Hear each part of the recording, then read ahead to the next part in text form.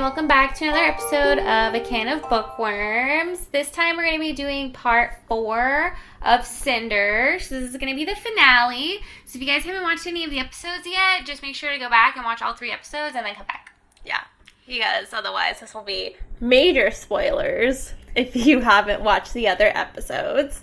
And I don't think you're ready for this finale. I don't think I'm ready. Last episode was kind of heartbreaking. We lost a lot. Yeah, so the last episode ended off with Peony unfortunately succumbing to the leishmaniasis virus, and she did pass away.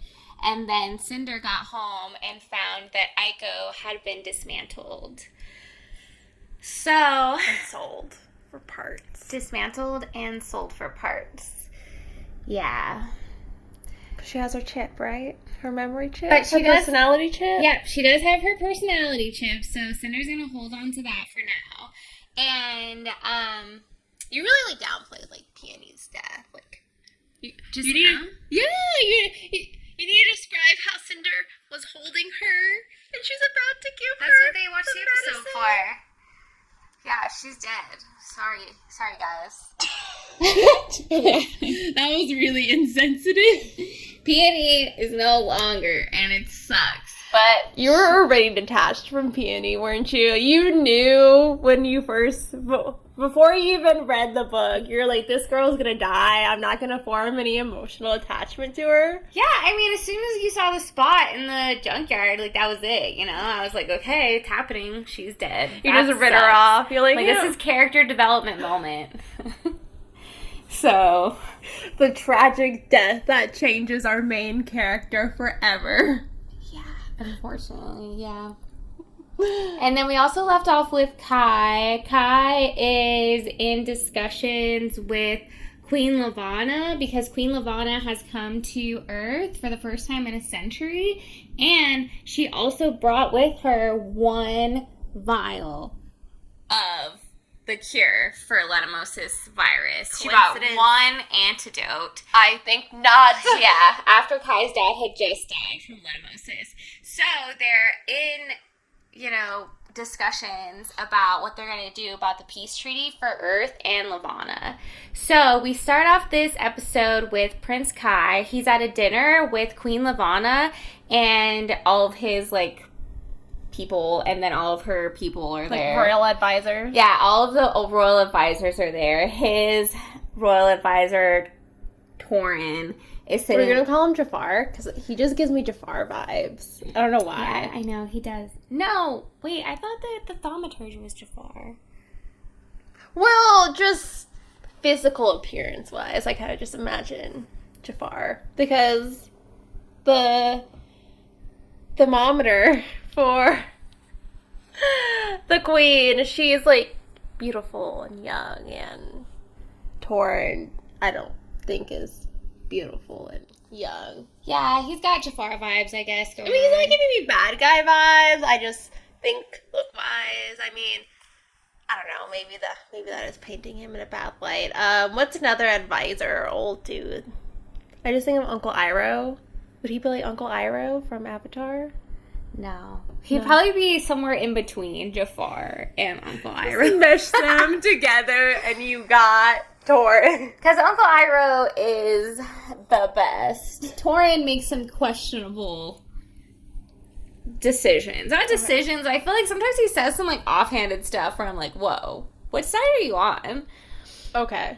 But anyway, so they're all at dinner, and they start discussing the festival that they have coming up, and Queen Lavana says that she is so honored that they would have their festival on a day that matches her world's cycle because it's on the Lunar New Year. And what it is it's to commemorate the end of the Fourth World War. Mm-hmm. And they're celebrating that they've had 125 years of peace on Earth since the Fourth World War. And Queen Lavana points out that she has had no wars. Oh, I have a comparison. Okay. So, because you know how my cousin was born on the 4th of July? Okay. Would it be like my cousin being like, oh, you guys are celebrating for my birthday when it's... Yeah. We're celebrating for the Independence day. Yeah. She's just making a jest. I'm sorry, my mind was just still wrapped on that, but go on. Yeah, and he's saying that it's to commemorate the 125th year of no wars. And then Queen Levana points out that she's never had any wars since she's been on reign. But Kai also points out that, you know, they are under a dictatorship and she's the only one in rule. She was, like, patting herself on the back. Yeah, and she's like, well, I guess the Fourth World War didn't have that big of an effect on the citizenry. I guess it was good that it brought you guys all together. And then Prince Kai just thinks about how they literally lost millions of people during World War IV, and the fact that Queen Levana just acts like that's no big deal and that was no big sacrifice. Like, Kai just... What were the lunar people doing during that? Because did they already exist? So the Lunars left Earth, like, thousands of years ago. It wasn't just, like, immediate. Like, they've been gone for a very long time. So they had nothing to do with the World War or anything. But they didn't help out or anything. They're like Switzerland. Yeah, I mean, they were neutral. Because they've been up there for a very long time. To where they've had... That's why they... Because in order for people to adapt to their environment and to, I mean, scientifically, like, theoretically, in order for them to turn into these extraterrestrial beings, they had to be up there for a very long time in order for that to happen. So they've been up there for probably thousands of years and enough time for them to have generations of royalty at this point. So they've been up there for a very long time. So they haven't had anything to do with Earth. They actually left Earth at the beginning of World War... I don't know if it was World War IV or if it was, like, World War III. But basically, most of the planet got bombed, like, decimated, and they left. So it was, like, basically, like... It would probably happen today, too. Like, if there was going to be a nuclear world war, like, Elon Musk and Jeff Bezos would hop on a spaceship and just, like, be like, okay, we're going to live on the moon now. Deuces. Yeah, so that's basically what happened. Like, all of the rich, billionaire, crazy people were just like, oh, we're going to just pick everything up and we're going to leave because I'm not going to be decimated. And they built their own civilization on the moon. And then... Which is funny because I feel like they would love this, and then they ended up becoming like extraterrestrial beings. And actually, ended up becoming better than humans. So yeah, I'm sure Elon Musk would just. So you're saying Elon Musk is Queen Levana? Exactly. Yeah. That's probably. You know, we don't know what she looks like under her glamour. It could just be Elon Musk. Stop. In the future. You have just destroyed the image of Queen Levana in my head. Now I can just imagine Elon Musk with long hair. It could totally be him. We don't know. Because she's glamoring everyone. So she could totally be a 40-year-old man. You know? But who knows? So, they've been gone for a very long time. So, they were not participants in the World War at all. They didn't really have anything to do with it. They basically were probably just watching it with their satellites, like, on the TV screen. Like, oh, dang. It was just a show. Yeah. They're like, oh, dang, that sucks. All the poor people are getting blown up. Those poor people. Yeah. So, it didn't really affect them too much. But, so they're having this discussion, and then they're also eating dinner, and, like, their plates start getting taken out, and they place a big, you know, one of those big, like, dome. What are they called? I don't know. They place one of those big, like, dome things. I know what you're talking about. The serving platters. They place, like, a serving platter with, like, a lid on top of it, and they put it in front of her, and then... Like in Beauty and the Beast. Yeah, exactly. So they put it in front of her, and then one of the servants opens up the lid, and Queen Levana lets out a scream. And everybody turns to look at her, and she jumps up out of her chair, and she's like, this is treason. I need whoever is responsible for this to be taken care of immediately. And Prince Kai is like, whoa, what is going on? And then they all look down at her plate, and sitting down in the middle of her plate is a mirror. What? Yeah, one of the servants had put a mirror in her plate of food, as an act of treason because Queen Lavanna does not allow any mirrors around her whatsoever. So she immediately turns to the server who brought the food and was like, this person needs to be held accountable. Off with their Yeah, head. exactly. She's like, we need to settle this right now. And Torrin and Kai are like, whoa, chill. Like, that is not how we handle things here at New Beijing, and we are not just going to behead someone. We don't even know that she's the one who did it. And Queen Lavanna's like, I don't care if she's the one who did it, because even if she didn't do it, she should still be held accountable, and then the person who did do it will feel so bad that she died in their place that that'll be punishment enough. And then... She's awful. Yeah, she's awful. And Prince Kai is like, that's not how we handle things here on New Beijing. We do not do things without a fair trial. We're not just going to hold somebody accountable. That's not how things work. And Queen Lavanna's, well, somebody's going to have to be sacrificed for this. And then she calls up one of her lunar guards, and they come up and they start glamoring the servant. And in front of everybody, the servant turns a knife to herself. She's about to self-exit, and everybody is just silent, watching. And nobody can believe it. And Prince Kai stands up, and he's like, stop, don't do it. It was me. I did it. And He just took the fall? Yeah. Homeboy just took the fall? And everybody That's a turns to look good at Kai. Yeah, everybody turns to look at Kai, and they can't believe it. And they all know he's lying. And he's like, I'm sorry, I did it as a joke, and I thought that, I thought it would be funny. He's like, I didn't realize. He's like, I'm sorry, it's my fault that our cultural divide, I should have been more graceful to that, and I should not have done that. I apologize. And Queen Lavanna just looks at him, and she's so mad, of course, but she's not just gonna kill Prince Kai like that. So she turns to Prince Kai, and she's like, I will show you leniency, only to show you that I can have leniency. And she's like, but let this be a reminder, Prince Kai, that I do not take this lightly, and these kinds of things will not happen again. She's gonna put that in the prenup. Yeah. And then they're like, okay, let's get our new plate. And then she's like, no, I'm leaving. And so she leaves the room. And then Prince Kai collapses in his chair once she's gone. And he is just... He can't believe that he actually got away with saying that he had done it. He thought for sure there was going to be some crazy act of war or some crazy thing that Queen Lavanna was going to do. Yeah. Like, wow. And then Torrin turned to him and said, we need to find out who actually was the person who put this mirror here, and they need to be suspended, at least until Queen Lavanna is no longer in the castle. And they pick up the mirror to try and inspect it, and the mirror looks like 1,000 shimmering diamonds. And on the back, there is a lunar insignia on it. Queen Lavanna had done that to test him. Oh my gosh. How he would respond. And she had even said before she left the room, she's like, I learned something important about you today, Prince Kai, and it will not be forgotten, before she left. That's wild. Yeah.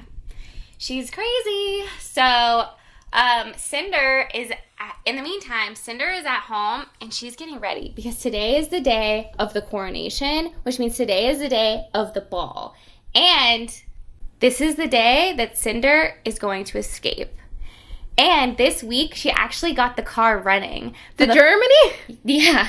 She got the car running for the first time. And so she's really excited. But she still hasn't, test driven it yet, which I think is...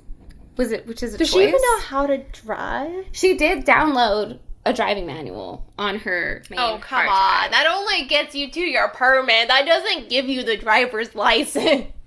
You gotta clock those hours in. Hey, I think it would be a lot easier to drive if you were the only car on the road. Because as of right now, they use hovercrafts, so she's not gonna have that many obstacles except for buildings, you know? That's a pretty big obstacle. Yeah, you're right. That is. I don't know. I don't know if I could just, I don't know. I feel like people do it all the time. Kids do it. Kids steal cars, right? I mean, they do a lot of damage typically when they do that, yeah. I don't know. Yeah, She's running on hopes and dreams. First of all, she thinks really she's going to make it to Europe, and now she's like, I don't even know how to drive a car, and I'm just going to go for it. She has a camera in her brain, okay? It will tell her in real time how to correct her actions if she's making mistakes. I believe in our girl. I think she's got this. She's got this handled, so it'll be okay. This is how Tesla's actually started. Self-driving Tesla. Yeah, for real. Because of people like this, they're like, you know what, let's just get people to stop driving. I really do feel like that's what they're trying to do, though. Like, trying to take driving away from us. And I love to drive. Nobody's taking my license from me, okay? Like, I will fight for the right to drive. Yes, absolutely. But, you know, maybe it's probably after we're already dead, so we don't have to worry about it.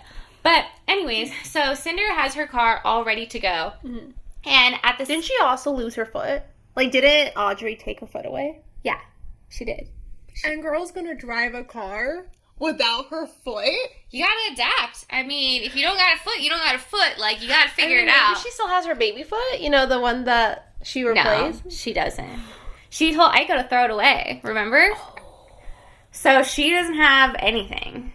Dang. She literally just has air. Yeah, just air there. She just has, like, wires sticking out of her leg. Like, she's, cyborg malfunction waiting to happen. But she's really excited about trying to leave, and she's waiting until Audrey and Pearl go to the ball to make her escape. And Audrey brought her to the marketplace while they did some shopping. And even though Audrey never leaves the house, Cinder honestly thinks that the only reason Audrey even went is so she could watch people gawk at the cyborg without a foot. And so Cinder is she's in her mechanic shop, but she's not even doing anything. She's not taking any new clients. She's not doing anything because she's going to leave tomorrow. And she doesn't want to take on any new clients and take in people's stuff because she knows she's not going to be able to return it. Which is honestly, like, good thinking, because I'd probably just be like, oh, yeah, sure, come back in 4 days, and then just disappear. Girl is checked out. She's put in her 24-hour notice. She's like, I'm not taking on any more clients. I'm not working. She's just sitting there daydreaming about being in Europe. I mean, we do that. Yeah, we do that, too. We just aren't going to drive there. She's dreaming of her croissants. Yeah, she's dreaming of her escape right now. She is stoked. And she also is a little bit sad because she does have to leave Prince Kai behind. And she also is really sad because Peony isn't around. And Peony was one of the big things that she was worried that was going to prevent her from leaving if she ever did decide to escape. So the reality of Peony being gone is really weighing on her today. And so she's actually feeling pretty sad. And she's at her work booth, and everybody's getting all excited for the festival. The marketplace is super busy today. Everybody is out and about, shopping, doing all their things. And then a little girl comes up to Cinder's booth with her broken port screen, and she's like, hey, can you fix this for me? And Cinder takes it, and she starts, like, banging it on the counter, and then she turns it back on, and it turns back on, and the little girl's like, thank you, and she, like, runs away. Girl's like, I could have done that at home. Yeah, literally. And then Cinder's just sitting there daydreaming, and as she's daydreaming, somebody comes up, and they're like, oh, are you okay? And Cinder looks up, and she recognizes the voice, and it's Prince Kai. Again? In his hoodie? Prince Kai, he brings out his port screen and he hands it to her, and he's like, can you check this for me? I think something's wrong with it. He's like a normal boy. Yeah, he's like, I haven't been receiving any comms, and I've been calming this girl all week, and she's not responding to me. Oh my it goodness, must be so broken. Cute. I can't take that cuteness. Okay.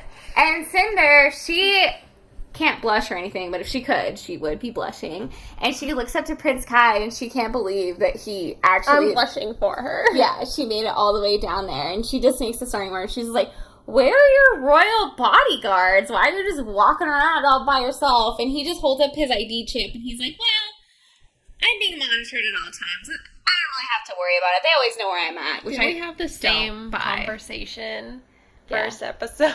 Yeah, we did have the same conversation first episode. But Cinder brings it up again because she can't believe that he can just go trampsing around town alone. Especially with Queen Lavada there. Yeah. And so he asks her, why has she been ignoring his comms? And she's like, well, I've just been really busy. And he's like, come on, you can't be that busy. And she's like, well, to tell you the truth, I just was tired of you asking me to go to the ball with you all the time. Aww. She's like, I didn't want you to ask me anymore, which isn't the real reason. The real reason that Cinder doesn't want to talk to Prince Kai is because she knows she's going to be leaving soon, and she also doesn't want Prince Kai to be one of the reasons why she doesn't want to leave. And also, realistically, Prince Kai is Prince Kai. It's not going to go anywhere. So she's like, I need to give up on this dream now. So she hasn't been responding to any of his comms. He's like, oh, wow, Cinder, if I would have known that inviting you to the ball would have gotten you to stop talking to me, I never would have done it. And then he points out that when he had gotten there, Cinder almost always bows whenever she sees him and greets him like a proper person would greet the Prince of Commonwealth. And she didn't do that. He's like, are you feeling okay? Why didn't disrespect. Yeah. Why didn't you bow? I was so ready to be the gentleman and tell you to sit back down, but you didn't even do it. Well, I'm tired. I've been here since dawn, and I have a business to run. And he's like, oh, you've been here since dawn? So you can go to lunch with me, can't you? No, I can't go to lunch with you. I pay to rent this booth. I can't go to lunch with you. And Cinder is freaking out. Her heart is going so fast because she is trying to conceal the fact that she does not have a foot. Oh, I forgot about that. And so she is like, she has like this tablecloth on top of her like booth, like, and so she's like literally like cramming her leg underneath the bench, hoping that he won't notice that her foot is not attached. And so he's like, come on, you could take a little break. You can go on lunch. She's like, no, I can't. And he's like, I feel like, are you then? Yeah. And he's like, and he's like, well, I was hoping, and he brings up the ball again, of course, and he was talking about Queen Lavana, and he was saying that he was really hoping that if he had taken her to the ball, that Queen Lavana would have seen that he's a regular boy, and that he was interested in another girl, and maybe it would convince her not to want to marry him. He's really thinks unhinged Queen Lavana would give up just because she saw him with a girl? Yeah, an insignificant girl that's like, yeah, no. So she's not even royal or anything. It's just some random girl. A peasant? Yeah, just like some random peasant. She'd be like, oh, okay, yeah, sure. Never mind. We don't need to get married anymore. It's fine. Wasn't like I was trying to get with you for world domination anyways, you know? And Prince Kai asks Cinder if she's at least going to be watching the coronation. And Cinder points out, of course she's going to be watching the coronation. All of New Beijing is going to be watching the coronation this afternoon. And he's like, okay, good. He's like, there is going to be an announcement I'm going to make tonight, but there aren't going to be any cameras there because it's going to be at the festival, and Queen Lavana has ordered no cameras. He was like, but I want you to know what the announcement is going to be. And he kind of evades to the fact that he might say yes to Queen Lavana. No. And he tells Cinder that there has been no headway with the antidote that they have gotten from Queen Lavana. And even though they found out that she had given Chang Sunto the antidote because he started getting better and they had to take him out of the quarantine, so everybody was like thinking it was like some miracle, and they were doing all these tests on him. But Dr. Erland has said that they cannot replicate the antidote because some of the ingredients for the antidote are only found on Luna. So in order for them to replicate it, they would have to get supplies from Luna in order to even make the antidote. So figures. Yeah. Prince Kai seems like he's pretty set. He doesn't say that he's going to marry Queen Lavana, but he says that he's going to do everything he can in his power so that they can get the antidote. And he said that he can't just stay idly by and watch millions of people die when he knows that there's an antidote out there that can help them. So he's going to be like a martyr. He's going to sacrifice himself. He's going to sacrifice himself. And honestly, Cinder, they both know that Queen Lavana is going to be a dictator. She's going to try and overthrow everything, and he's hoping that she won't.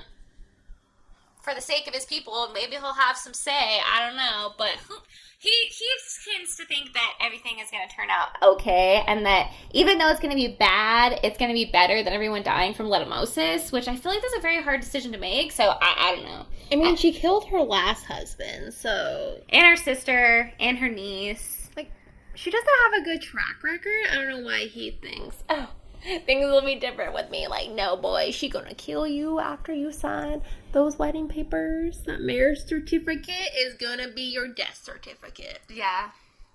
And then he turns to leave, and he's like, I guess this is goodbye. And he brings out a box that he carried with him, and he gives it to Cinder. Chocolate? No. Box of chocolate?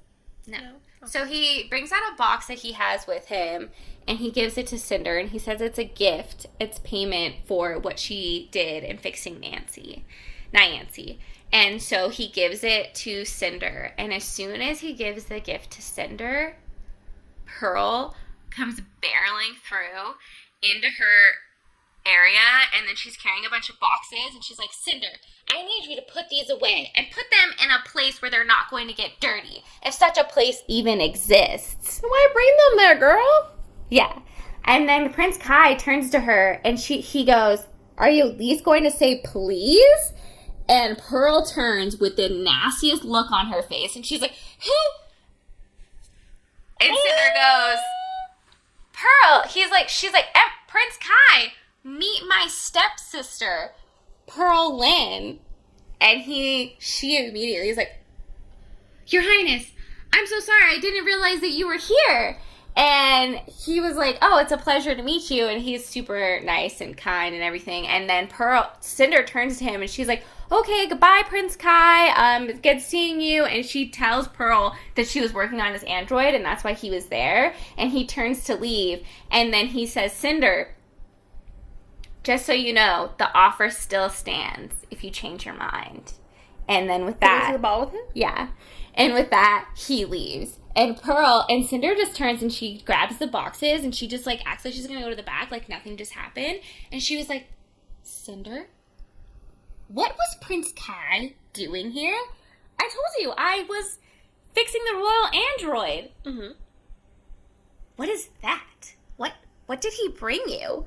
Oh, it was just a gift for working on his android for him. It's not a big deal.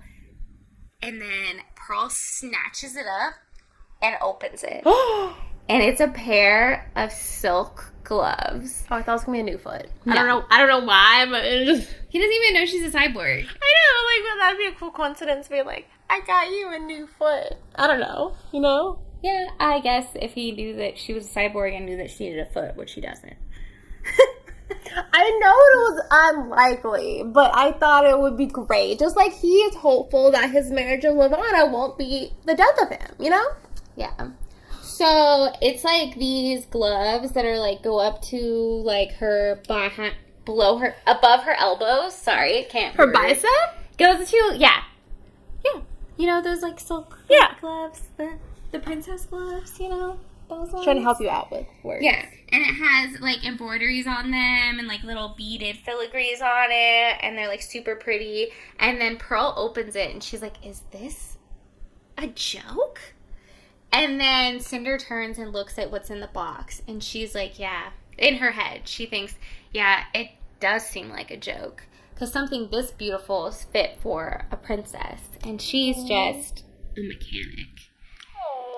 And then Pearl turns to her, and she gets this devious smile on his face. And she goes, he doesn't know, does he? And she's like, what?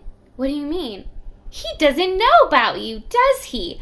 What did you think was going to happen? He was going to fall in love with you and take you to the ball? Yeah. Come on, Cinder. There's no way. And if he knew about you and your appendages, he wouldn't give you a second glance. Oh, you mean like... mean? Yeah. Oh, you mean like how he didn't give you a second glance? And then Pearl... Get it, Cinder. Pearl turns and knocks Cinder's present from Prince Kai off of the table and knocks off her entire toolbox on top of it. And screws and tools go everywhere. And she gets grease all over Cinder's gloves. Aww. And she's like, and she turns and she leaves. And she's like, me and Mom are going home. We'll see you at home. And I'm going to need your help with preparation. So don't take that much time getting there. And clean this mess up. And then she storms out. And Cinder immediately goes and tries to, like, get everything off of her gloves. And she picks them up. And they're covered in grease stains. And Cinder knows from years of being a mechanic that some stains just don't come out. So Cinder, they left Cinder at the marketplace and expected Cinder to walk home when With she one only foot? has 1 foot. So it takes Cinder over an hour to get home that night. Actually, I think it takes her hours. Like, she doesn't get home until sundown. How long would it normally take her? It normally, I think, takes her like she said it takes her like an hour and a half. Mm-hmm. So without a foot, it probably takes her like 3-4 hours or so. Dang. Yeah. And then Cinder gets all the way up the stairs. And she gets all the way up the stairs and they're waiting for her. And Pearl Peony's dead, as you pointed out earlier. Yeah, Pearl immediately goes up to her and starts digging into her. And she's like, she turns and she has her gown on for the ball. And she starts twirling around in circles. And she's like, don't I look beautiful? And then she shows Cinder her feet. And she has 2 mismatched shoes on. And she shows Cinder. And she's like, just because you know Emperor Kai so well, I was planning on dancing with him tonight at the ball. What shoes do you think he would like best, Cinder? And then she's like, well, those ones on your left make your ankles look fat. And she goes, well, that metal leg you have makes your ankles look fat. And then Pearl starts talking to her how she's going to dance with Prince Kai. And she says that she's going to tell him that Cinder is a cyborg. She can't.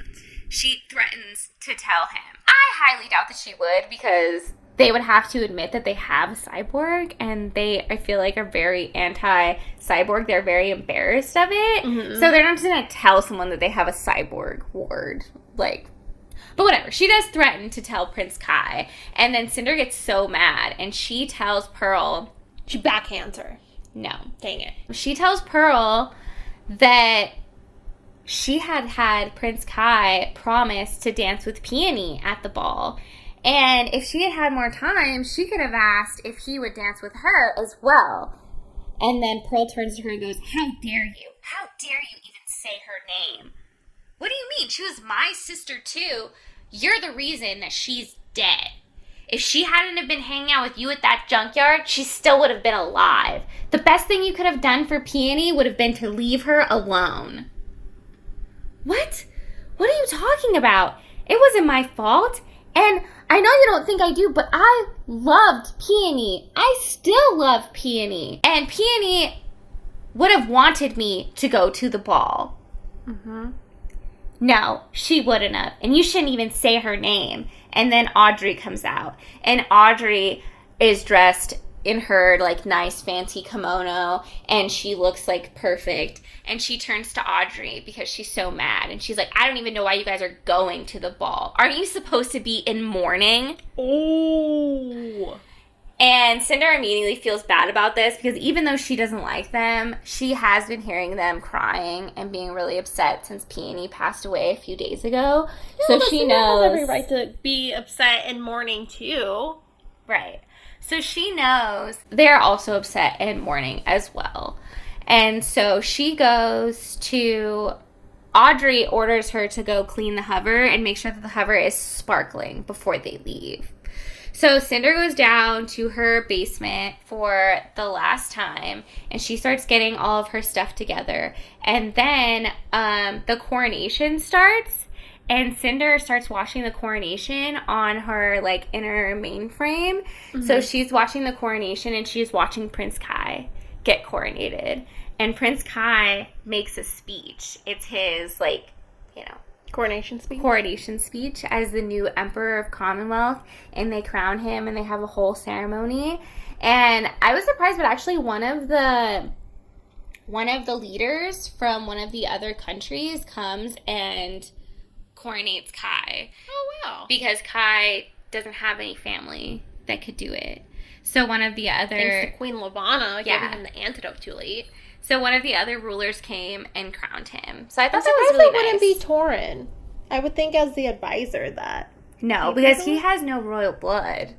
And, like, he can be the advisor all day long, but he has no, like, real royalty. Yeah. And at the end of the day, like, that's all that really matters. Good point. Yeah. Like, it'd be like the vice president inaugurating the president. I guess. It just doesn't happen. Yeah. But, so... Prince Kai has a speech, and he says, I am honored that my coronation coincides with our most revered holiday. 126 years ago, the nightmare and catastrophe that was the Fourth World War ended, and the Eastern Commonwealth was born. It grew out of the unification of many peoples, many cultures, many ideas. It was strengthened by a single enduring belief that together, we as one people are strong. We have the ability to love each other no matter our differences, to help each other no matter our weaknesses. We chose peace over war, life over death. We chose to crown one man to our sovereign, to guide us, to uphold us, not to rule, but to serve. I am the great, great, great, great grandson of the first emperor of Commonwealth. Since his time, our world has changed. We continue to face new problems, new heartaches. Though a war between men has not been fought on Earth's soil in 126 years, we now fight a new battle. My father was fighting a war against leishmaniasis, the pestilence that has ravaged our planet for over a dozen years. This disease has brought death and suffering to our doorstep. The good people of Commonwealth and all of our earthen siblings have lost friends, family, loved ones, neighbors, and with those losses, we face loss of trade and commerce, a downturn of economy, worsened living conditions. Some have gone without food because there are not enough farmers to toil the land. Some have gone without heat as our energy supplies have dwindled. This is the war we now face. This is the war my father was determined to end, and I now vow to take up that torch. Together we will find a cure for this disease. We will defeat it, and we will return our great country to its former splendor. And then Kai stops talking like he's going to end his speech, and then everybody applauds. And then after that, Prince Kai begins again, and he says, it would be naive of me not to mention the second kind of conflict. One no less deadly. As I am sure you are all aware, the relationship between the allied earthen nations and Luna has been strained for many generations. The sovereign of Luna, Her Majesty, Queen Levana, has honored us with her presence for the past week.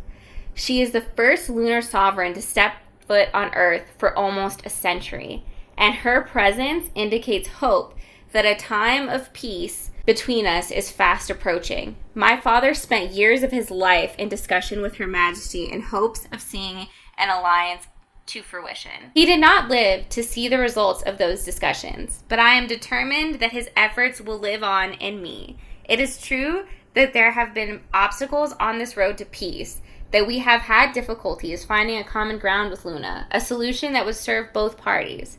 But I have not given up hope that the resolution can be found. I will do whatever needs to be done to ensure that the well-being of my country.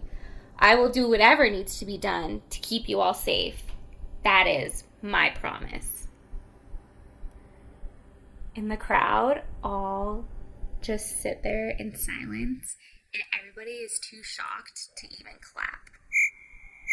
And then they pan to, like, Queen Levana, and all you can see is, like, her veil because she doesn't go on camera.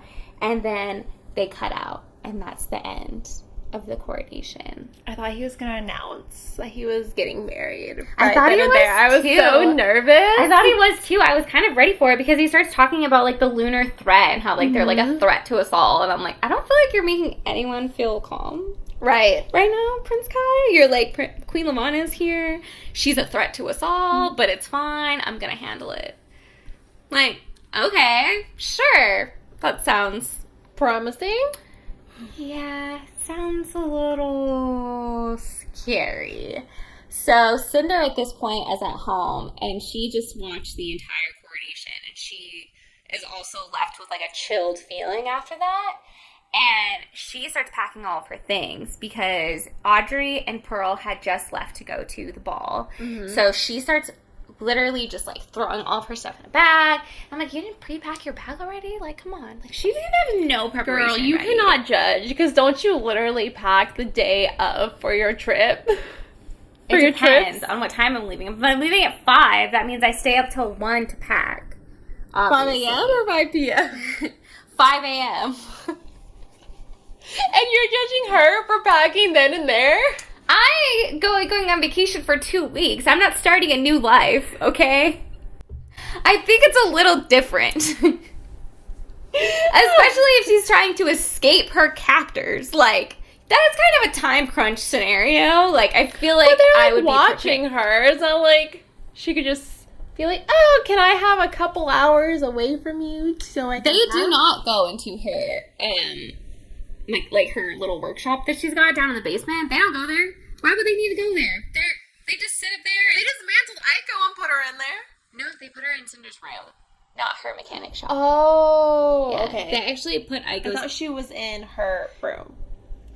No, she's in the basement in her mechanic shop. And she's packing up all of her stuff. She's packing up spare parts, not only for the car, but also for herself in case she malfunctions and she has to do like a quickie fix on herself. And she starts packing all of her stuff and she's like making sure that she has everything. And then all of a sudden, a beep comes on. And she gets really confused because she's never heard this beep before. And then she looks up and the port screen, which I'm assuming is like the size of like a TV or like a laptop screen, starts flickering on.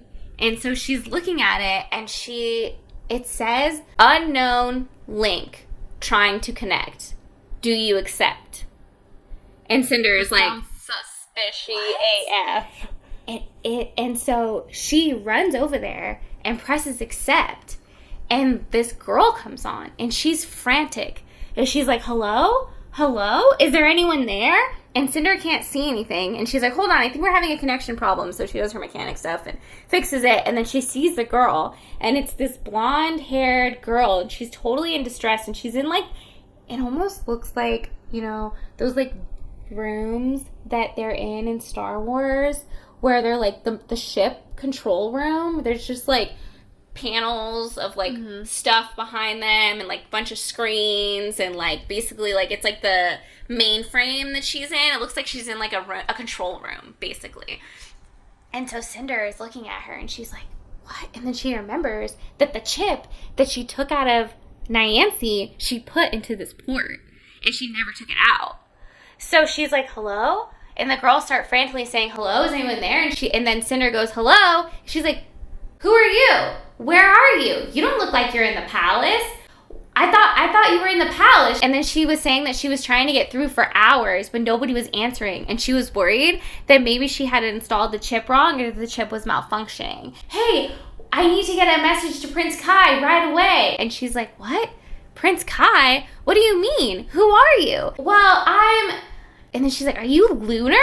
That's not the point, okay? I need to talk to Prince Kai right away. I need to talk to him right away. And she's like, what? Cinder is just so confused. And she's like, where are you? Who was lunar? Cinder asked the girl if she was lunar. And then the girl immediately starts crying. And Cinder's like, hold on, get a hold of yourself. Like, what is going on? Like, you need to tell me what's going on.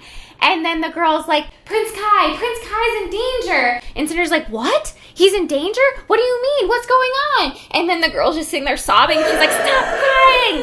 Tell me what's happening. Get yourself together. Yeah. Who are you? Are you a spy? Are you a lunar spy? No, I'm not a spy. Well, I guess I am. My mistress, I have to be quick. My mistress can't know that I'm talking to you. And she's like, your mistress? Who's your mistress? Mistress Sybil, Queen Levana's thaumaturge. She hired me. She is a hacker. Mm-hmm. So she hired her to spy on the royal family. So The thermometer. yeah, and then that's exactly what Kai had thought too when he found the chip, is that she had done it. Mm-hmm. And so Cinder's like, what? What did you need to tell me? And she's like, Prince Kai can't marry Queen Lavana. Well, what do you mean? He's going to announce his marriage to her tonight. He can't marry her. Queen Lavana knows everything that android knew. She knows that she was looking for Princess Celine, and she knows that Princess Celine is alive. And she knows the people that were harboring her on Luna, and she already has people going to hunt them down and kill them right now.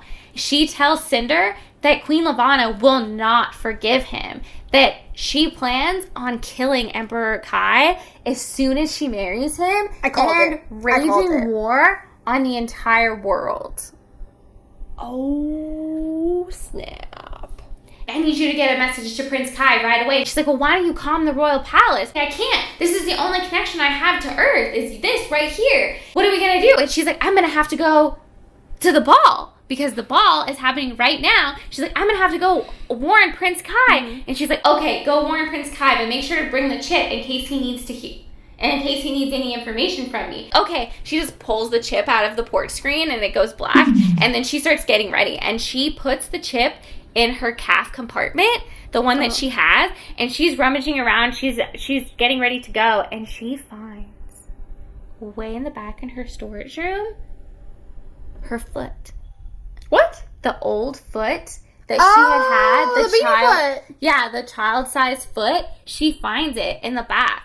Aiko had kept it for her. Aww. And she thinks that Aiko probably kept it because it was the closest thing she could have to, like, a human shoe. Oh. And so she does, like, a quickie fix and slaps her foot on.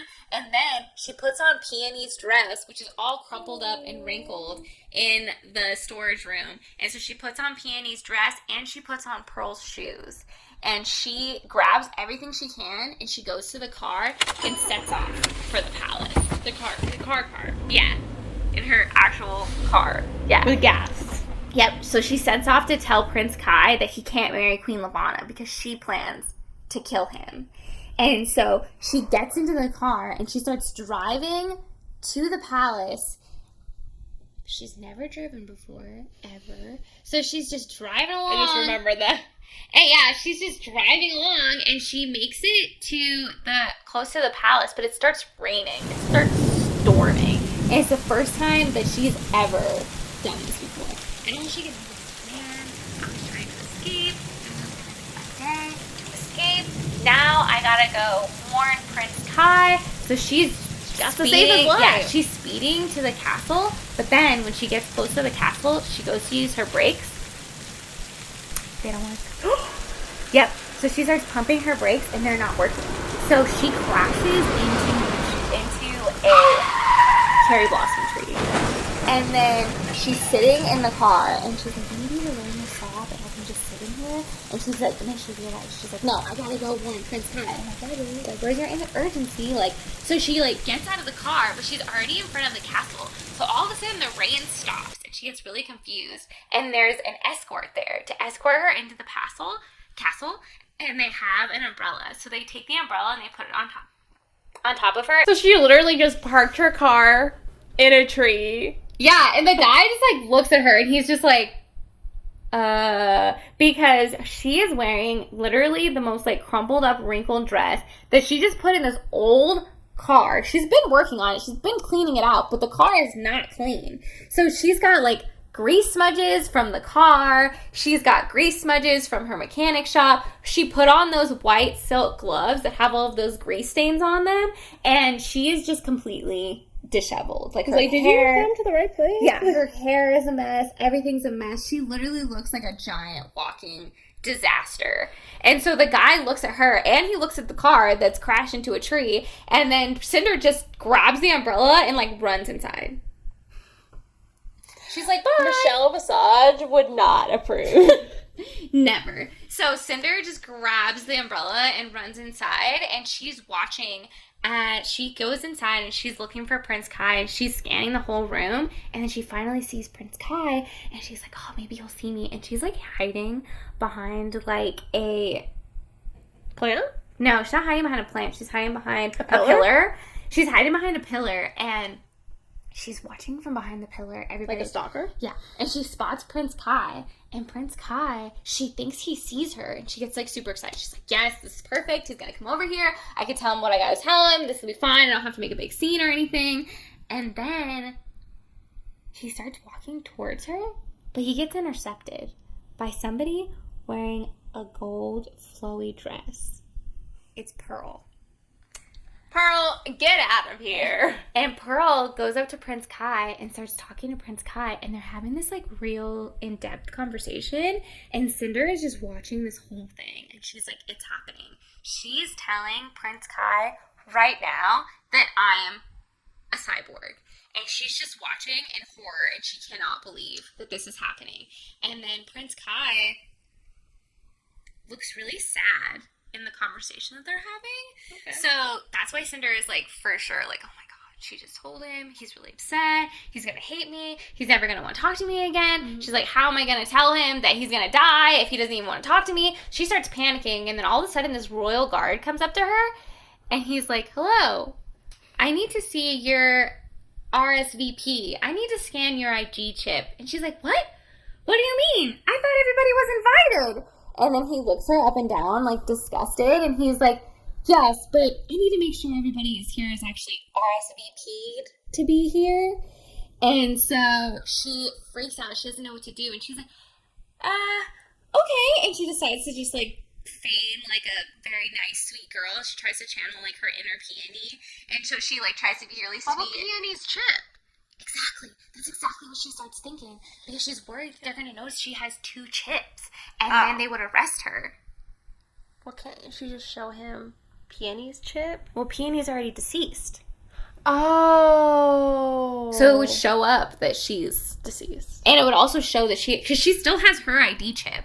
So I forgot to mention, but right before she got that comm, Cinder was literally about to cut her ID chip out because that's how they track her. So she was literally, like, 2 seconds away. She was, like, going in with a scalpel blade, and then all of a sudden she got that call and she stopped. So she has 2 ID chips. So she was freaking out because she was worried that the scanner would pick up both. But she holds out her wrist and she's like, okay, if you need to scan it, that's fine. And she started thinking of all these excuses. She was going to tell them that her family was already there, so that's why she didn't have the RSVP and that it was just a mistake. And she was thinking of all these things in her mind to tell them as an excuse. And they scan her ID chip, and the guy steps back, confused. And the screen lights up, and he's like, oh, my apologies. I'm so sorry. And she's like, what? Oh? She's like, what? What do you mean? She's like, I'm sorry. My family's already arrived. Like, she starts making up all these excuses. He's like, oh, you're the personal guest of Emperor Kaito? And she's like, oh, no. No. And then she's like, I can't believe he thought I was coming this entire time. And so he's like, I have to announce you to the whole room. All personal guests of the Emperor need to be announced. And she's like, no, don't do that. And then he immediately, like, slams down his little, like, gavel, and he's like, Lynn Cinder of Eastern Commonwealth, personal guest of Emperor Kaito. And everybody turns to look at Cinder, and they're all, like, horrified, and they're like, who the hell is this girl? We have never seen her before. She's personal guest of the Emperor. And she looks like trash. And she literally looks like trash, and Kai sees her, and immediately he's like, oh, and he gets, like, immediately lights up, and he gets so excited, and he starts walking over to Cinder. So, as Kai was walking up to Cinder, he got intercepted by Audrey. Oh, I thought it was going to be Lavana. No. Audrey was also, of course, she's there with Pearl. And so she had seen Cinder, well, I guess didn't see her first, but basically was just closer to Cinder than Emperor Kai was. So she, like, literally just, like, ran straight up to her, and she was like, what are you doing here? And where did you get that dress from? Because she's wearing Peony's dress. And she's like, Aiko saved it for me, and Peony would have wanted me to have it. How dare you? How dare you embarrass this family? And then Pearl comes over, which I don't know how Pearl got there before Prince Kai, because they were literally together. So Pearl comes over. Kai's just, like, in slow motion. Yeah, I guess so. She was, like, just, like, you know, doing his, like, kingly thing, and just, or emperor, sorry, and just, like, waving at all of his bystanders. I don't know. Hello. Yeah. Going in slow motion. And then Pearl comes over, makes everything worse, and she's like, oh, are those my shoes? Because Cinder put on her boots so that she could, because, you know, Cinder doesn't have any shoes that would match a fancy dress. So she put on Pearl's boots.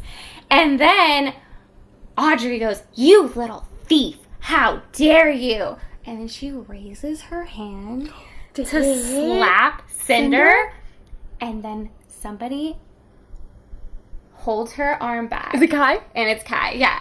And he's like... It's such, like, a power move. You know, like, mid-slap. Mid-slap, he just, like, grabs her hand, and he's like, let's not do this here. And she's like, oh, I'm so sorry, Emperor. I got blown away. This is my ward, and I don't know what she's doing here. She shouldn't be here. He's like, of course she should be here. She's my personal guest. And then he just whisks her away onto the dance floor, and the entire room is, like, stopped. Everybody was watching the entire thing, because Cinder just got announced to the entire room, so everybody was watching her. So they go up to her, and they're like, so... Prince Kai takes her onto the dance floor, and they're the only people on the dance floor. Everybody has just stopped watching. So then he, like, waves his hand to get everybody to start dancing, so they all start dancing. And Emperor Kai is, like, super excited that Cinder is actually there, and he's like, I can't believe that you actually came. And then Cinder goes, well, obviously you expected me to be here this entire time. And they're just, like, dancing, and then he realizes that she's, like, not dancing very well, and he's like, you don't know how to dance, do you? She's like, no. She doesn't have a foot. I don't. Well, she does have a foot, because remember... Oh, it's her childhood little, foot? Yeah, literally her little foot from her childhood. Yeah, her childhood foot is, like, on her leg. Yeah, and so especially because she didn't have time to, like, connect it all the way either, because she left the house in such a rush because she was worried about Emperor Kai dying. So she just, like, quickie put her leg on and then ran out of the house. So, like, it's not even really connected all the way, and it just feels like a giant hunk of metal. So, like, she's extra awkward. He's just singing this girl has 2 left feet, but little did he know she has a child's foot. Literally. And so he's staring right into her eyes, and they're dancing, and then Cinder realizes that he was just talking to Pearl. And then she's thinking that Pearl must have told him that she's a cyborg. So in her head, she's super excited because she thinks Prince Kai knows that she's a cyborg, and he's accepting of her. So she's super happy because she's feeling, like, super accepted for, like, the first time in her life. And he asked her, he's like, why wouldn't you tell me? She's like, well, I just didn't want to tell anyone that didn't know her. And then Cinder's just like, what? And then he's like, I'm sorry about your sister, Peony. She's like, oh, yeah. And then she gets really disappointed because she realizes that Emperor Kai has no idea that she's a cyborg, and that he was just sympathizing with her because her sister had passed away. And then she goes, yeah, I'm sorry that I was ignoring your comms. And he's like, it makes so much sense now that why you weren't responding to me and why you didn't want to go to the ball. I'm so sorry. I'm so selfish. I should have known. No, don't worry. You had so much going on. How could you have possibly known? And then Cinder remembers why she was actually there. And she tells him, you can't marry Queen Lavanna. Queen Lavanna is planning to take over Eastern Commonwealth, and she's going to kill you afterwards. He's like, what? How could you possibly have known this? It's hard to explain, but I found out from the decom chip there was a girl, and she told me everything. Queen Lavanna knows. She knows that you were looking for Princess Celine, and she's furious. She's planning on killing you right away. What? Isn't really that surprised? I know, right? Like, what? Like, and he had suspected that the thaumaturge was, like, the one who put the chip thing in there anyways. So also, like, she had kind of implicated that somebody had known. And it's just like, what are the chances that that was someone who wasn't going to use that information against him? He's like, Lavanna? No. She wouldn't murder anybody. He's like, She's so nice. He's like, I'm sure Torrin put that in there just to monitor my calls. It wasn't a big deal. It's like, yeah, I'm sure it was just like a child lock. It's not a big deal. Like everybody, I'm a prince. Everybody wants to know what I'm doing all the time. It couldn't have been any of my enemies. Yeah, no, you're right. I agree. But then again, like, as I feel like someone of power, you also have enough power to be like, don't look at my shit, you know? You would think, anyways. Power for privacy. Yeah, power for privacy, I would hope. I don't know. Probably not. Like, I think that's false. But, so, Prince Kai is shocked. Emperor Kai, sorry, I keep calling him Prince. But, you know, he's emperor, and then now you keep calling him Prince. Now that he is emperor. Yeah, my bad. But then Prince Kai goes to lead Cinder out into the gardens so that she can give him more information about what happened. And then Cinder also brought the decom chip, but she put it in her calf compartment. So she can't get it out without exposing herself as a cyborg. So she would, like, have to go to the bathroom and, like, take it out. And she's like beating herself up. She's like, why would I put it in there? And, like, honestly, girl, I don't know. Did the dress have pockets? Yeah. I don't think so. But I feel like she could have found a place. Like, slipped it in. She could have put it in her shoe. But then I guess her real foot shoe, you know? Yeah. I was, like, thinking, you know, like, slipping it, like, in her undergarment. Yeah, I know, right? But, like, I guess that'd be kind of awkward, like, just, like, whipping that out in front of the prince. And also, depending on the dress, she might be wearing a bra. Yeah. But, you know, like, well, I feel like it would have, like, a bra. If it was really nice, I feel like it would have, like, a bodice, and you probably wouldn't be wearing a bra, right? Yeah, because it would probably be, like, a structured bodice, and then if she just, like, slipped it in there, what if it, like, fell out from underneath? Gloves! She could have slipped it into her glove. There you go. Solved your problem, Cinder. Too late. But too late. So her and Emperor Kai go into the gardens, and Emperor Kai tells her that he knows that Queen Levana is going to be terrible, but he has to do it because they have the antidote. And he told Cinder that there's no way he can let all these people keep dying when he knows that there's a cure out there. So his plan is still to marry Queen Levana. And all of a sudden, Torrin comes out of nowhere and stops them from going into the garden and tells Emperor Kai that it's time to make his announcement. And then Cinder... His marriage announcement? Yeah. And then Cinder chimes in. She's like, what announcement?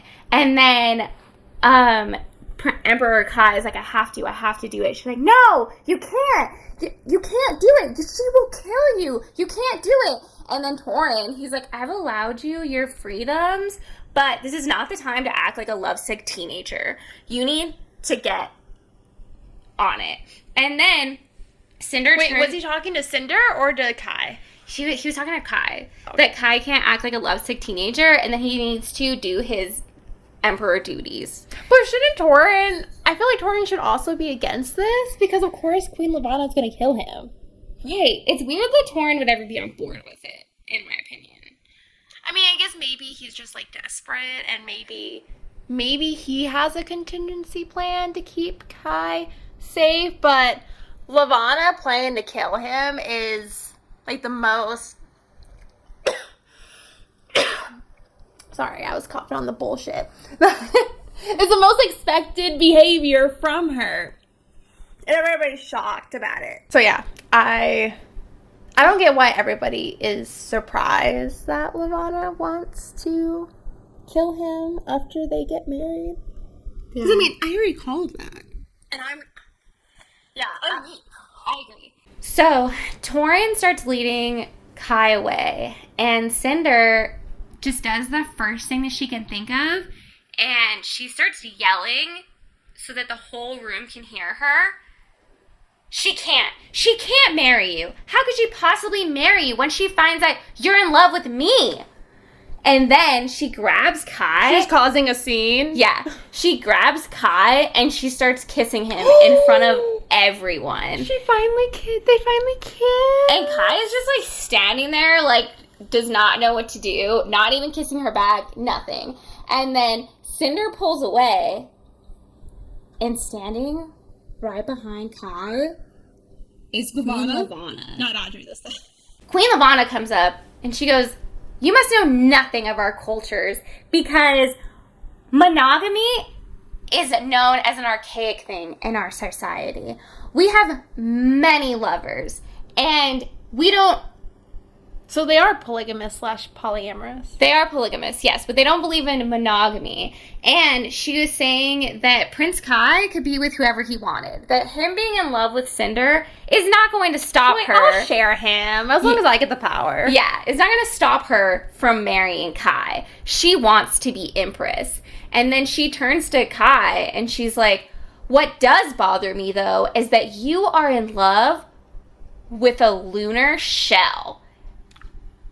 Kai is shocked. He cannot believe that she just said that. What? Lunar shell? She's not a lunar shell. She's a mechanic. Cinder, tell her. And then he turns to Cinder, and Cinder is just quiet. And then Queen Levana accuses her, and she's like, yeah, little did you know that it's the shell's fault that the plague is here. The shells are the ones who brought the plague down from Luna. They're carriers of it, and that's the reason that the plague even exists. But she's technically not a shell, right? They're just calling her a shell, but she's not. Didn't Dr. Erlon did say that she's not a shell, but for some reason, Queen Levana does think she's a shell. Okay. I don't know if it has to do with her chip. Probably. But then even the thaumaturge, said that she thinks she's a shell as well. Can we also go back into the chip? Just because I was thinking about it more. And I was wondering, because you had said that the chip for lunars, it can hide their powers and also make it so they can't be glamored. But if lunars are the sworn enemy of, Earth, why was Cinder's not... Why would Cinder's adoptive dad have been working on something that would help the lunars?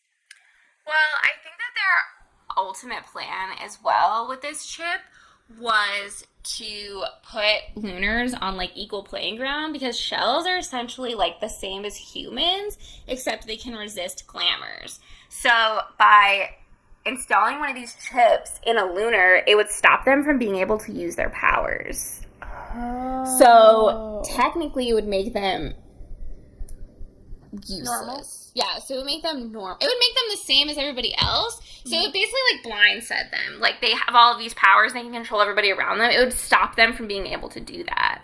And then what can it do for humans again? And then humans, it blocks glamour, so you can't be glamored by lunars at all.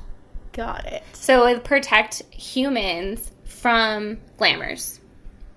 So essentially it would take all of the lunars' powers away, and they would just be regular people. And I'm sure because they're so used to being lunar and having that, I feel like it would be a huge handicap, not having their glamours, because they're so used to having them this whole time. But Queen Levana turns to Cinder and just calls her some insignificant shell. And then she's like, why? Because you can't control me like everybody else? Ooh. And then Prince Kai, he turns Savage. to Cinder and he just cannot believe it. And then Queen Levana orders that Cinder be taken to her ship right away and be taken back to Luna to be imprisoned. And she's like, you just want to kill me like all the other shells. Oh, wow. You are smart. Yes. Of course I want to kill you. Shells are a threat to us all. They're a threat to lunars, and they're a threat to humans as well. And then that's when she goes into how the shells started the plague. And so she turns to Prince Kai and says, I order her to be taken to my prisons right away, and she needs to be tried on Luna. Wait, how did the shells start the plague? Because they're carriers of the leishmaniasis virus. But they're not infected with it.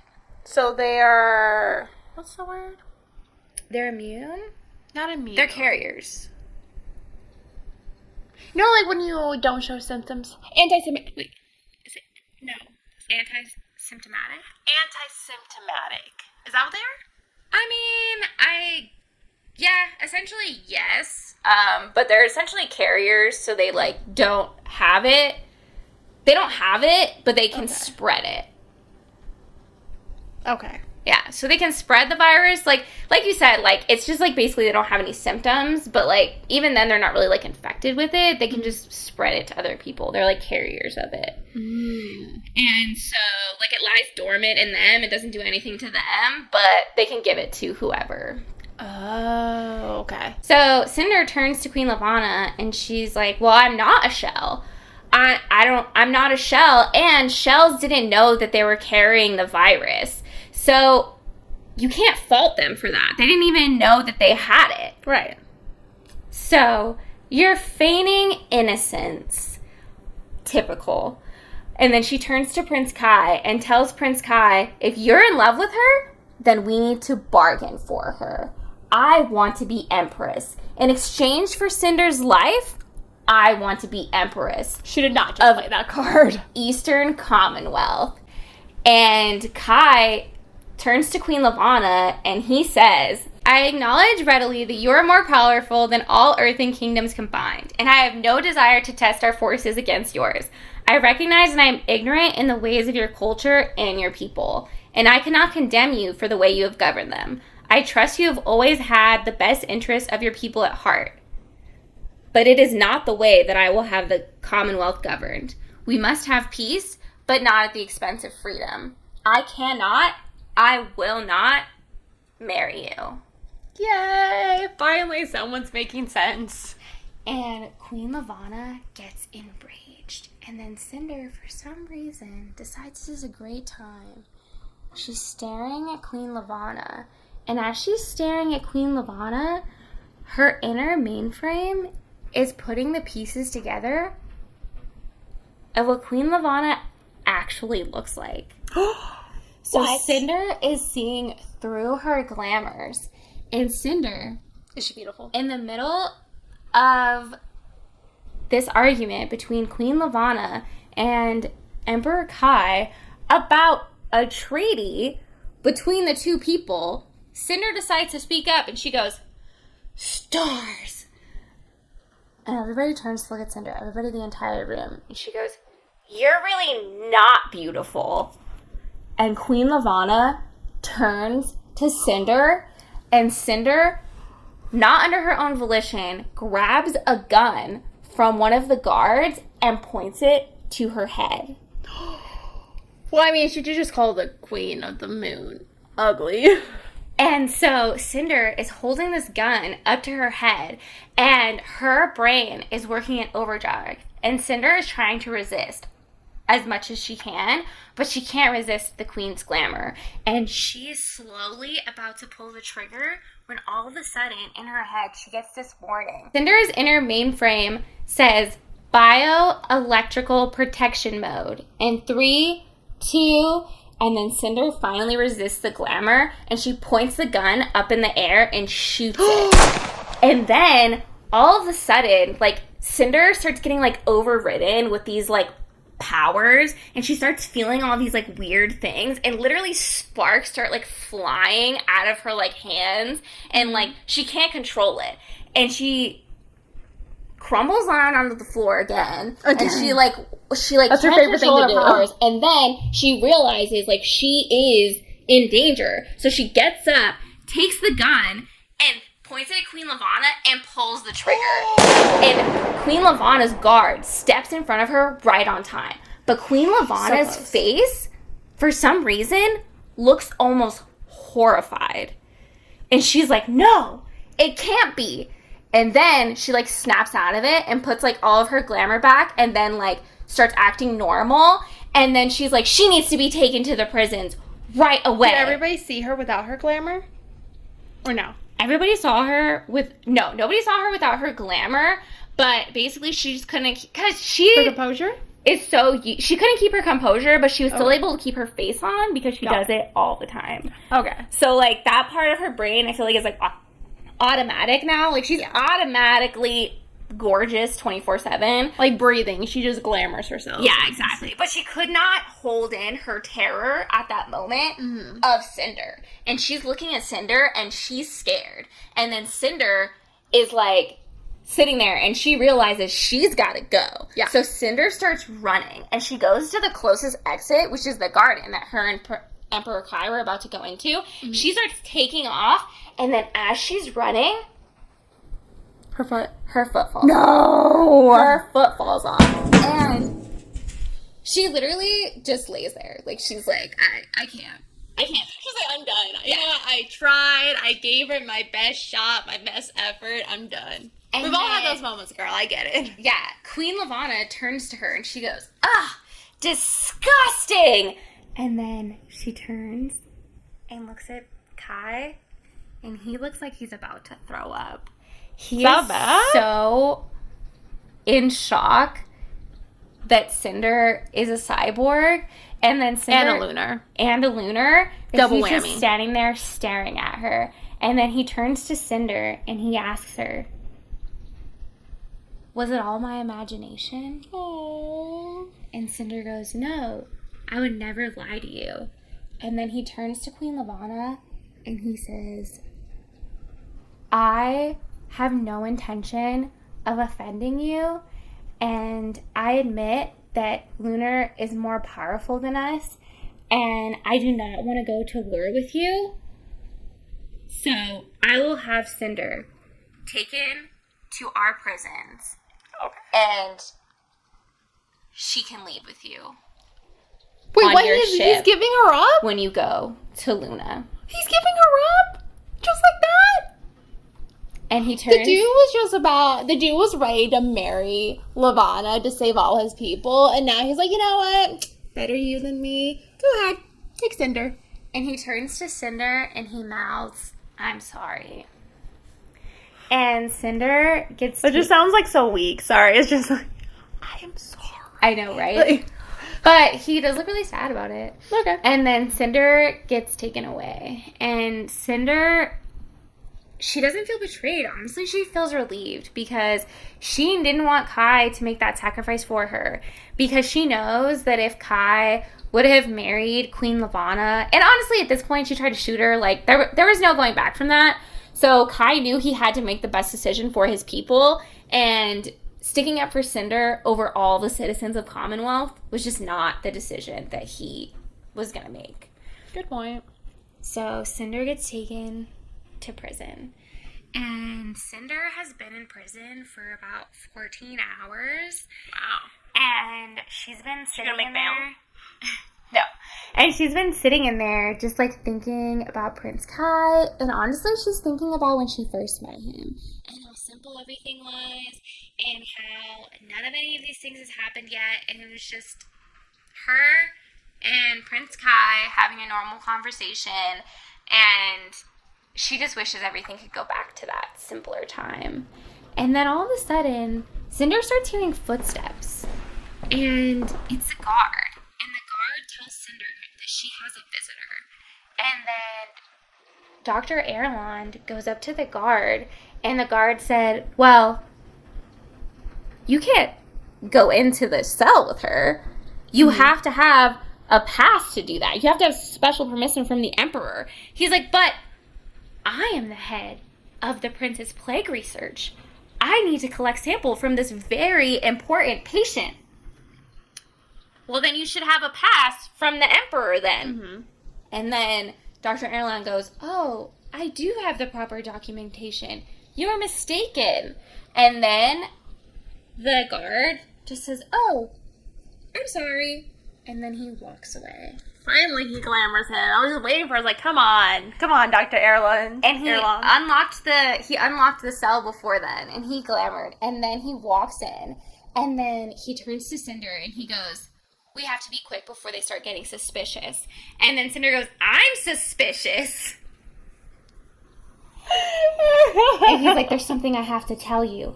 But I was trying to tell you the other day in my lab, but we ran out of time, and you had to go see your sister. I'm sorry about your sister, by the way.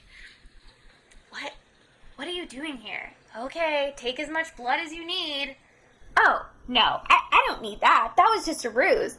I have plenty of your blood back at the lab. And besides, I'm going to Africa today anyways. What? You're going to Africa? For what?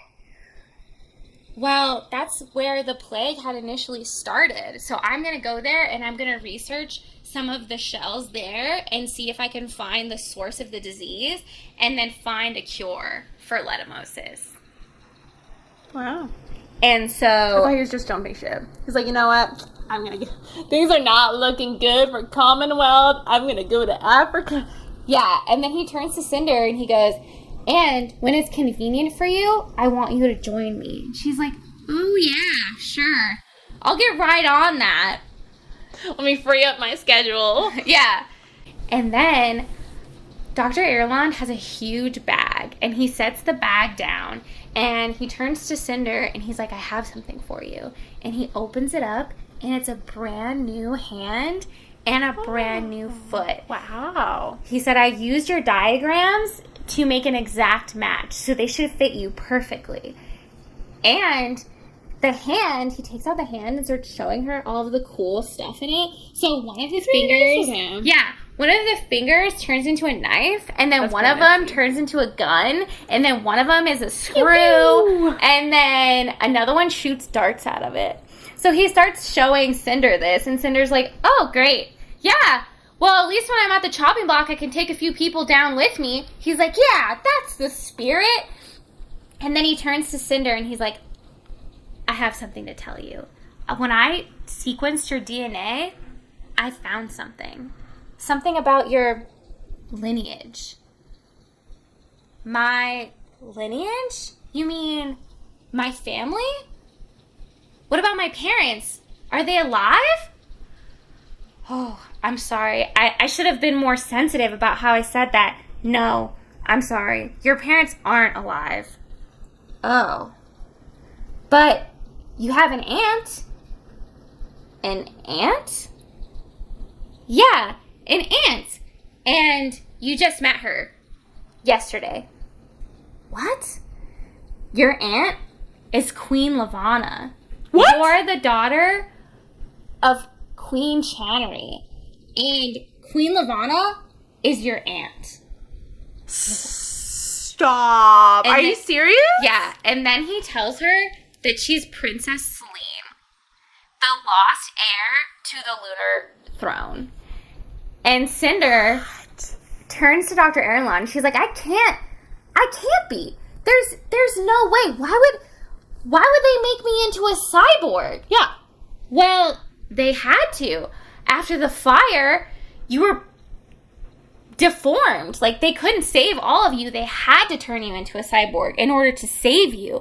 I tracked down the doctors that worked on you, and I've been trying to get them to tell me who you are, and he had gone mad because he had stopped using his powers and he was on Earth, so he had gone crazy. So he was not able to get any information out of him except that she was in Commonwealth and that she was a teenage cyborg. And then Cinder starts feeling sick to her stomach. All of those cyborgs, the cyborg draft, it was to find me, wasn't it? Yes. Yes, it was. And I'm sorry, but we've all had to make sacrifices in order to try and win this war against Queen Lavana. Wait, does that mean that it was Dr. Erlon's idea? Yep.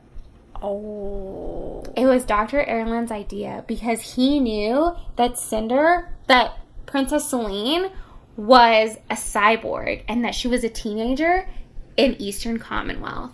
So he had literally done this entire thing, became he would have done plague research anyways because that's like his thing, but he set up the whole draft system just to find Princess Celine. And he tells Cinder that she is the sole heir to Luna, and she's the only one that could overthrow her. Overthrow her? What? How could I do that? No way. That's not possible. I can't do that. You have to. If you don't do that, Queen Lavana is going to take over everything, and she'll kill Emperor Kai. But what am I supposed to do? I don't know how to do anything. What? I can't. We have to tell Prince Kai. He's been looking for we can't tell Prince Kai. But that could solve all their problems, because then he can marry Princess Celine, and then they could both overthrow Queen Lavanna. Yeah, but Dr. Airline points out that doesn't matter if she's Princess Celine. If Queen Lavanna finds out now, she's going to kill her at any means necessary. So they have to come up with a plan in order to intercept Queen Lavanna in order for this to ever work out. They can't just be like, oh, here she is. Like, obviously, it would be like putting a target on her head. Everybody would be going after her. And then she asks, does Queen Lavanna know? And then she remembers the look that she gave her after she used her glamour for the first time. And then she's like, oh, she does know, doesn't she? Yes, she does. Now you understand. You have to get out of here. You have to escape. Escape? Me? How am I supposed to do that? Well, these prisons were not designed for cyborgs. And definitely not designed for lunar cyborgs. And Cinder just can't believe it. And she still does not think that she would ever be able to escape. And Dr. Erlon tells her that he has to go, but he's expecting her to meet him in Africa as soon as she can. He can't help her escape? He's just gonna leave her to do it by herself? He gave her a new foot and a new leg, and he was like, there you go. And then Cinder starts planning her escape. And she turns, and she realizes that the door is not even closed. It's still open. So, and then Cinder starts thinking about all the things that she's going to do. And then that is the end of Cinder. Wait, she doesn't even make her escape in book 1? Nope. She's literally in jail? She's literally in jail. Wow. So in order for you guys to find out what happens to Cinder, you're going to have to buy and read the next book, which is Crest. And it's a five book series, I think. Because there's Crest, there's Scarlet. Right? It's Scarlet, isn't it? And then there's Winter. So it's either... And there's Fairest. Yeah. There's Fairest and there's Winter. Winter and then Fairest, I believe. But there's 5 books. So you gotta go get them all. And you gotta read what happens to Cinder and see how Cinder gets herself out of this one. We did link the website to the book in the description. So you guys can go and get the book. And then support the lovely author. Marissa Meyer. She's amazing. And I love her. And her books are so good. You guys are gonna love it. And yeah. I can't believe that Cinder is the lost princess. Yep, she's Princess Celine. Honestly, like, I feel like after the information that Kai had found, I was like, man, it's gotta be her. Is that why she was having all those dreams with the fires and everything? Yeah, because she had been set on fire. Yep. Dang. It all makes sense. She is Princess Celine. But wait, how did her stepdad come into... Or her adopted dad. How did he... They don't reveal that in book 1, or is that... No, that's later. I think that's in book... I don't even know which book it's in. But they do reveal it at some point where her stepdad had gotten her and why he had done that. Basically, he was just trying to make the world... It's so weird because her stepdad seems like such a cool guy and like such a good person. And he's like with Audrey, who's like awful. So I'm like... How did that happen? But I guess that happens all the time, right? Shitty people are with great people all the time. So I guess it happens. But yeah, it really confuses me that Johnny Depp and Amber Heard. Yeah, you're right. That does totally happen. Ew. So he did it, I think, to eventually intercept Lavanna, and he had never planned on dying. I mean, who plans on dying? But he had never planned on leaving. He didn't have a contingency plan in case he did die. Yeah, exactly. He was like, I'm definitely not going to die. Oh, shit, I'm dying. So, he didn't... So, we don't really know what his backstory is, but it is told later on in the book series. So, that's why you guys have to go buy the new books. Because, unfortunately, even though I love the first book, not a lot, I mean, a lot does happen, but not a lot of the story gets revealed in the first book. This is really just like a little taster book, and like then all of the, like all of the like meat of the story is in the other books. Like, you have to read the other books. But the interesting thing about this series is each different book is told from a different perspective of a different character. Does that get annoying, though? Oh, I love it. I don't know. I like it because I like all of the other characters. Like, at first, when I read the second book, I was like, ugh, seriously? This is not Cinder? Like, what is happening? But Cinder is still a character in the book. She's just not the main character anymore. So the main character becomes Cress. And then it goes through Cress's story. And Cress is the one that she doesn't say who she is, but I'm just going to tell you guys because I feel like it's not that big of a spoiler. Spoiler! So Cress is the one that she was FaceTiming with on the decom chip. Oh, the blonde hacker? The blonde hacker. Yeah. Oh, the lunar, the shell? Yeah, so it's now... She's not a shell. Is she a shell? I don't know if she's a shell or not. They'll go over that in the next book, so you gotta get the next book. But it's her story, and how she gets off of Luna, and how I think her and Cinder end up teaming up at some point, but you have to read the next book. But it's told from Cress's perspective, and I love Cress. Honestly, she's probably one of my favorites. So you guys have to read the next book and then find out Cress's story, and then that's kind of how it goes. And the next book will be about Scarlet. It is Scarlet, right? Is that the name of it? I think it is called Scarlet. I think it is too. I have not read the other books. I did read this book, but I haven't read the other ones. But from my understanding, the rest of them are like different fairy tales. Like Cress is supposed to be like Rapunzel, right? Yeah, and then Scarlet is supposed to be Little Red Riding Hood, and like so on and so forth. Mm-hmm. And then Winter has her own book too, which is her stepsister. So you guys just have to read the series because it's Levana's stepdaughter, right? Levana's stepdaughter. So her cousin, her step-cousin. Yeah. Yeah. So there's also a story about her step-cousin in there. So you guys got to read it because it really, like, everything really starts to unfold. And then all of the things start to come together after this book. And then, you know. Are there any characters based on The Little Mermaid, Ariel? No. Oh. I don't think so. Sorry.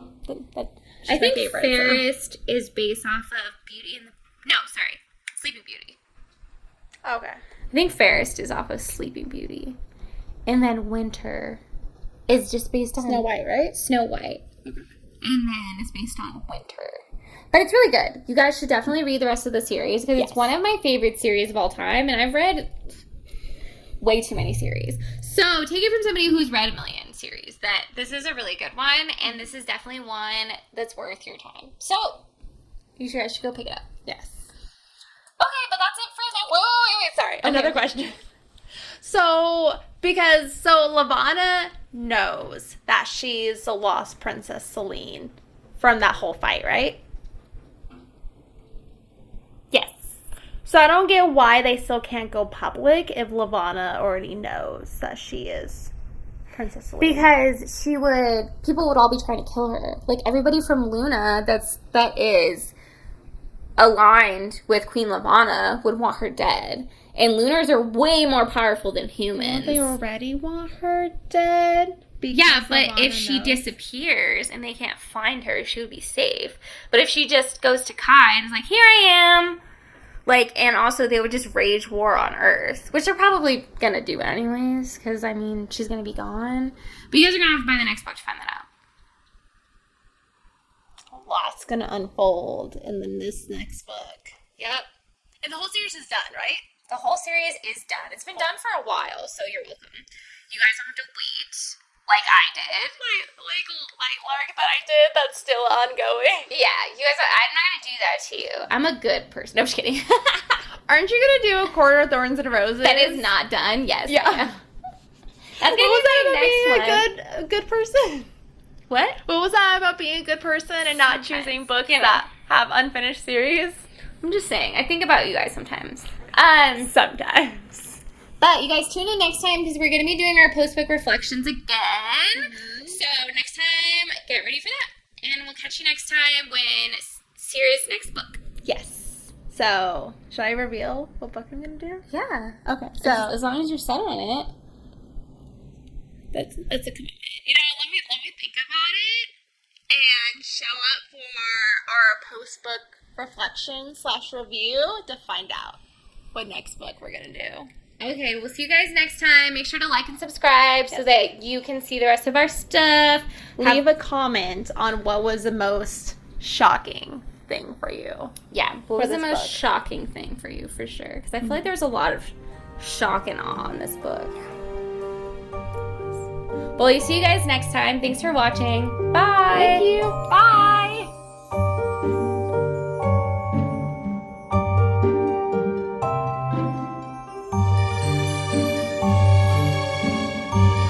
I acknowledge readily that you are not more powerful than... I just said, Lavada, you are not powerful. You have no power here. Okay.